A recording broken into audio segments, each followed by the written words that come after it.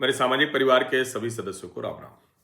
एक ऐसी खबर जो निश्चित तौर पर जितनी उथल पुथल दुनिया में चल रही है, जितनी मारामारी चल रही है, ट्रंप जितने तरह के तमाशे कर रहे हैं, उसमें भारत के लोगों के लिए जानना बहुत ज़रूरी है।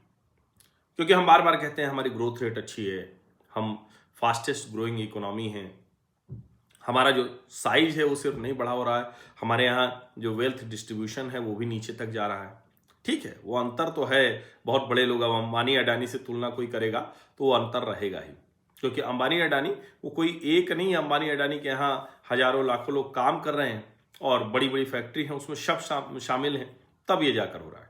और जाहिर है उसकी वजह से उनकी इंडिविजुअल हेल्थ भी बहुत ज़्यादा, वेल्थ भी बहुत ज़्यादा है और सारी चीज़ें उससे जुड़ी हुई हैं। तो ओवरऑल कहें कि वो तुलना करेंगे तो फिर ये मुश्किल होती है।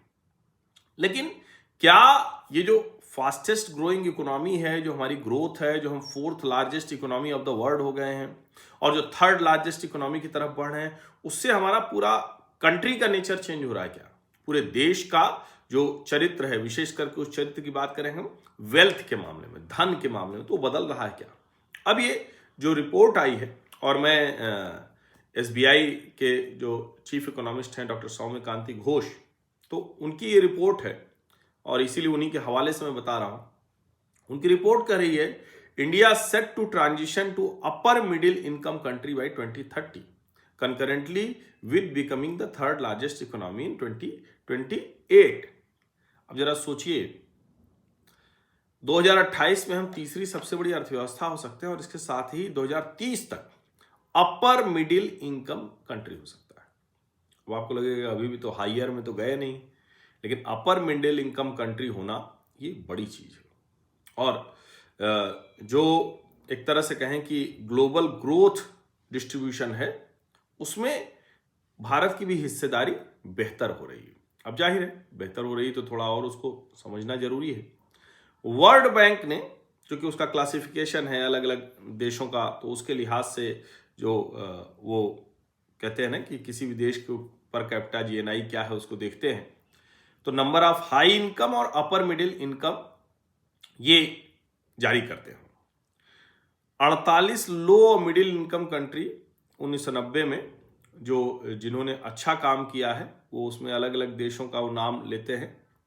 Guyana has been the best performer with transition made from low income country in 1990 to high income country in 2024 and corresponding per capita GNI increasing more than 51 times during the period from $390 to 20,140। Guyana ने कमाल किया है भाई, $390 से $20,140 ये per capita जो उनकी increase है वो कमाल है, 51 गुना, 51 टाइम्स। चाइना की अगर बात करें तो ये भी लो इनकम कंट्री था 1990 में, and it is now an upper middle income country in 2024। तो चाइना भी अभी अपर मिडिल इनकम कंट्री है। Even Indonesia has transition from low income country to upper middle income country during the period, यानी Indonesia भी low income से अपर middle income हो गया। अब इंडिया का जरा इसमें जो आंकड़ा है वो हम आपको बताते हैं। जो भारत है उसको 60 वर्ष लग गए। देखिए ये सुनते हुए अच्छा नहीं लगेगा, लेकिन 60 वर्ष लग गए लोअर मिडिल इनकम कंट्री वो बनी, जो लो इनकम से लोअर मिडिल इनकम 2007 में। $90 1962 में था, 2007 में $910 हो गया। एक तरह से कहें कि अगर कंपाउंड एनुअल ग्रोथ रेट देखें तो 5.3% का है। और 60 साल में $1 ट्रिलियन इसको हासिल किया। India took 60 years since independence to reach $1 trillion. India achieved 2 trillion, another 7 years in 14, 3 trillion another, यानी पहले 60 साल में 1 लाख करोड़ की अर्थव्यवस्था हुई, फिर दूसरा 7 साल यानी 60 में 1 लाख करोड़, फिर 7 उसमें और जोड़िए तो 2007 के बाद 2014 तक 2 लाख करोड़ डॉलर की अर्थव्यवस्था हो गई, 2021 तक 3 लाख करोड़ डॉलर की अर्थव्यवस्था हो गई, और फिर 4 सालों में ही 4 लाख करोड़ डॉलर की अर्थव्यवस्था हो गई, और अब अगले 2 वर्षों में वो $5 ट्रिलियन हो जाएगा।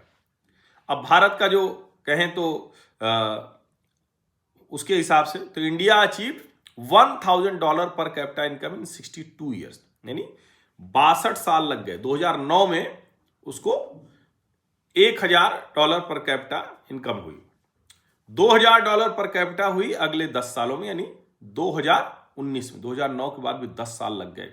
आसानी नहीं हुई, बहुत मुश्किलें हुई, इसको जो समझिए।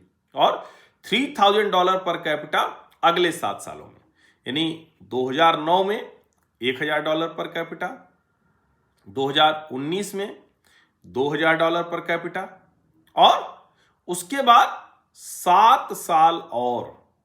अब ऐसे देखें तो इसीलिए ग्रोथ भी धीमी दिखती है। 2026 यानी इस साल हो जाएगी, और $4000 पर कैपिटा अगला 4 साल और लगेगा, 2030। तब हम हो पाएंगे अपर मिडिल इनकम कंट्री। और जो चाइना और इंडिया है, चाइना और इंडोनेशिया, उसके बराबर हम पहुंच जाएंगे। ये बड़ा समझना बहुत जरूरी है। अब चूंकि जो परसेंटाइल रैंक है उसके लिहाज से अगर देखें तो वो भी हम तेजी से बढ़े हैं। जो ग्लोबल ग्रोथ डिस्ट्रीब्यूशन है उसमें हमारी हिस्सेदारी बेहतर हुई है। अब ये जरा देखिए, 2047 का विकसित भारत विजन है, उसके लिहाज से अगर देखें तो हमारी जो ग्रोथ है CAGR वो 7.5% होनी चाहिए।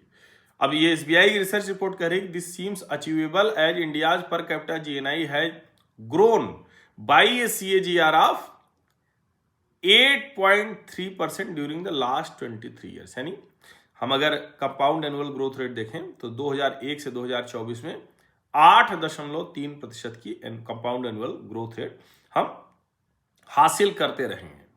तो ये समझिए। और चूंकि हाई इनकम कंट्री वो है तो उसके हिसाब से देखें तो high income country gets change to $18,000, then India's per capita GNI needs to grow by a higher rate CAGR 8%। यानी अगर हायर इनकम में जाना है $18,000 वाला तो 8.9 ये करने की जरूरत है अगले 23 साल, जो कि अभी फिलहाल नहीं दिख रहा है। ये इसको समझिए। और जाहिर है China, Japan, UK, USA, euro area, ये सब तो 2% के आसपास उस तरह से दिख रहे हैं। तो ओवरऑल अगर कहें तो जो हमारी ग्रोथ है उस ग्रोथ का असर दिखने लगा है, साफ साफ नजर आ रहा है। और चूंकि अभी तक हमारा GDP ग्रोथ क्या था, वो 92nd परसेंटाइल था। अब अगर देखें तो 95th परसेंटाइल उसमें हो गया है। और अगर उन दोनों को देखें कि 10 सालों में कैसे बढ़ा है तो 92nd से 95th percentile. Only 6 have grown more than India in last 10 years. Out of 139 developing and emerging market economies, 32 have grown greater than 5% last 25 years. 139 विकासशील और इमर्जिंग मार्केट्स वाली इकोनॉमी में 139 में से 32 और 14 देश हैं जो 6% से अधिक जिनकी ग्रोथ रही है। और ये अगर कहें out of 139 developing and emerging market 20 have grown 5% plus in last 10 years और only 6 have grown more than India in last 10 years। यानी सिर्फ 6 देश हैं जो भारत से अधिक तेज रफ्तार में बढ़े। वो देश कौन है? पापुआ न्यू गिनिया, कोटलिवरा, रवांडा, तजाकिस्तान, इथियोपिया, गुआना। ये समझिए आप। यानी वो देश भी छोटे हैं और ये जो ग्रोथ रेट है ये उससे भी साफ साफ दिखता है। और बड़ा अच्छा, ये रिपोर्ट बड़ी अच्छी है, तो मैंने कहा आपके साथ साझा करना चाहिए। तो हम लोग जो देखते हैं ना आजकल कि लगातार गाड़ियां बढ़ रही हैं, मोबाइल सब नए नए मॉडल आ रहे हैं, लोगों का मतलब हर चीज में, कपड़े खरीदने, सारी चीजों में, तो वो इसी वजह से है। 1990 में 218 देशों में से वर्ल्ड बैंक ने 51 देशों को लो इनकम, 56 को लोअर मिडिल इनकम, 29 को अपर मिडिल इनकम और 39 को हाई इनकम कंट्री कहा था। जो लेटेस्ट 2024 का डाटा है वो क्या कह रहा है? 26 देश अभी भी लो इनकम है, 50 लोअर मिडिल इनकम हो गए हैं और 54 अपर मिडिल, जो पहले 29 थे वो 54 हो गए हैं, और 87 एज हाई इनकम जो 39 थे। इसका मतलब सब देशों में ये बेहतरी हो रही है। अब ठीक है, अब ये आगे समझ में आएगा कि हम कितना जो है आगे बढ़ पाएंगे और कैसे बढ़ पाएंगे। लेकिन मोटा मोटा अगर कहें तो जो भारत में जो चीजें हो रही हैं वो हमको आसानी से समझ में आ रही हैं कि इस तरह से हम आगे बढ़े हैं। और लो मिडिल इनकम 2007 में थे, अब हम अपर मिडिल इनकम पहुंच जाएंगे, ये हमें दिख रहा है। तो बाकी और डिटेलिंग है, लेकिन उसकी कोई मतलब इतनी डिटेलिंग में जाने की ज़रूरत नहीं है। लेकिन हम आपको ये इसलिए बता रहे हैं जिससे आपको समझ में आए कि ये जो ग्रोथ रेट है, जैसे एक बार मैंने और आपको बताया था कि अगर मान लीजिए कि 6% से इकोनॉमी बढ़ रही है और वो 8% से बढ़ने लगे, तो सीधे सीधे मतलब उसको अगर कहें तो 20,000 रुपया प्रति माह वो जो इनकम है वो बढ़ जाएगी। तो इसीलिए वो समझना बहुत ज़रूरी होता है। और इसीलिए जो जीएनआई पर कैपिटा है, यानी gross national income per capita, ये बड़ा महत्वपूर्ण होता है। और जीएनआई मतलब हो गया GDP plus net income from abroad. तो ये आपको समझना बहुत ज़रूरी है। मुझे लगता है कि कम से कम हम लोग ये जानें और समझें, इसलिए जो ग्रोथ की स्पीड है और जो सारी चीज़ें हैं उसको समझना बहुत ज़रूरी है कि हम उससे कैसे निजी तौर पर कैसे हमें लाभ होता है। आप सभी का बहुत बहुत धन्यवाद। सब्सक्राइब अवश्य कर लीजिए, नोटिफिकेशन वाली घंटी दबा दीजिए, लाइक का बटन दबा दीजिए, अधिक से अधिक लोगों तक इस वीडियो को पहुंचा दीजिए। धन्यवाद।